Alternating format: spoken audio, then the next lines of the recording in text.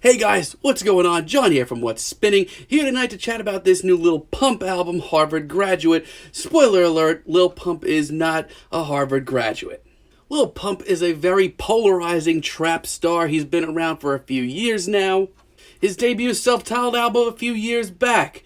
I have many thoughts on it. Tracks like What You Sayin' and Gucci Gang are absolutely fun at best. There are certainly some fun tracks on there.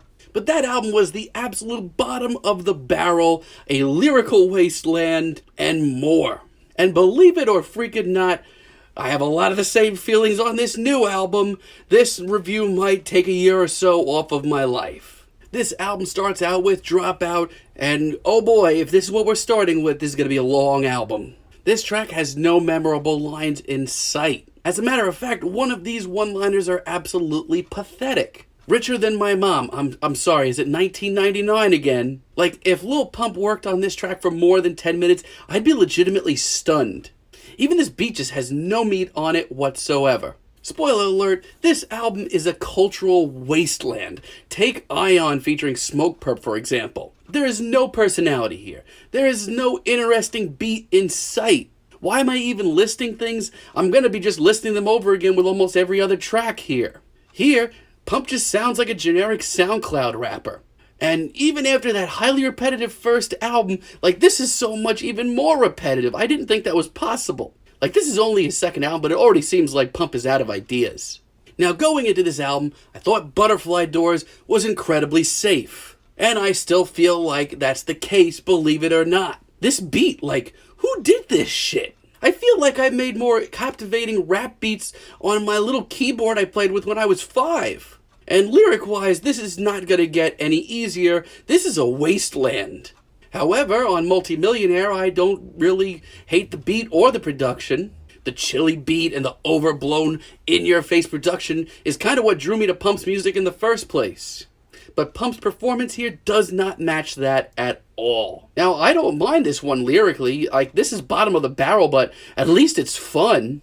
However, I will say this, Lil Uzi's verse here is actually freaking fantastic. I haven't heard him this aggressive in a while, and I love it. So much so that I kind of sort of look toward the other tracks that have features here, thinking that maybe they'll balance Pump out a little bit. Alas, though, they do not. I have never enjoyed I Love It featuring Kanye, and I'm a big Kanye guy. Ever since I heard this track last year, I thought these two were just selling themselves short. It's repetitive, it's unbearably stupid, and that's all without this stupid video. Even Kanye's verse here is just so uninspired. Ugh. Originally, I didn't completely hate Too Much featuring Quavo, but it's lessened on me over time. I continue to feel like Pump is just not trying. I mean, hey, if you just want to hear Lil Pump screaming at the top of his lungs, saying just whatever comes to his mind, literally this could have been anybody, check this out. But these punchlines, these one-liners, they completely miss the mark. Even Quavo at the end of the day doesn't sound like he wants anything to do with this. Now let's get to the portion of the album that I'm sure that you guys aren't expecting. The tracks that I did enjoy, because there are a handful actually. First off, we have Nuh-Uh early in the album. I do have to say this about Lil Pump. Whenever he does come through with a big, wacky, in-your-face banger, he comes through in a big way. I love the completely ridiculous cell phone ring sampling beat here.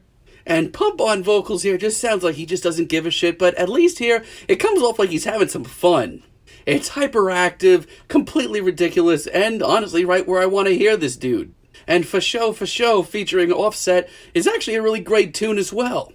For one, I really think Pump sounds amazing on this beat. In general, in beats like this, I just feel like his hyperactive personality just comes off so much better. Don't get me wrong, this is still an absolute wasteland of hip-hop, but at the very least, this is fun. And Offset's ad-libs and verse really aren't that bad either. As a matter of fact, they're great. If we got more tracks like this could have at least been a mindlessly fun album. And while going into this album, I actually completely hated this track. I've grown to really love Racks on Racks. This is just a straight-up banger. It's just so in your face, and Pump's personality is completely over the top. Also known as the kind of track that years ago I would have eaten up. It's intense, it's outlandish, hell, it's even colorful at points. Just, don't expect anything amazing lyrically. But that's basically where the buck stops. Like, a lot of the rest of these tracks just range from very average to annoying. Off-White, for example, is just so damn ugly. We get a beat here that it just sounds so thrown together, and Pump is at his most annoying here. I literally just am running out of things to say. Like, I feel like I'm not missing anything here. We have Be Like You, which just throws every sense of anything else that I kind of liked about this album out of the window. I can assure you, my friend, nobody wants to be like you. These beats, the production, the performance, how is this all so bland? Even in Pump's performance, he sounds like he doesn't want to be doing this right now. And the vocal inflections here, my God, I hate this so much. Now, honestly, as someone who's always been very critical of Lil Wayne, I actually don't mind his performance here. As a matter of fact, it brings this track up a little bit. But it's really not enough, and it's certainly not enough for this entire album. With Stripper Name, I feel like Pump is just trying to get on my nerves at this point. His performance here is an absolute joke. And let's just be real here, this beat may be the worst of the bunch. Like, this isn't even an ugly or bland beat anymore. This is just laughable. 2 Chainz sounds here like he'd rather be doing anything else in the world. And YG doesn't sound that bad, actually, but he's just too good for this. You get a couple of moments of hope in the last couple of tracks, to be honest. For one, we have Drug Addicts. I'll be upfront, there's a lot I actually love about this track. For one, the beat is fantastic and the production is great. Like, this is exactly where I want to hear Lil Pump. But it may just be me listening to this album in its entirety, and it may just be me listening to this album numerous times, but I'm just tired of this. And just the caricature he paints of himself here, it's like we already knew all this, but it's still just so unnecessary.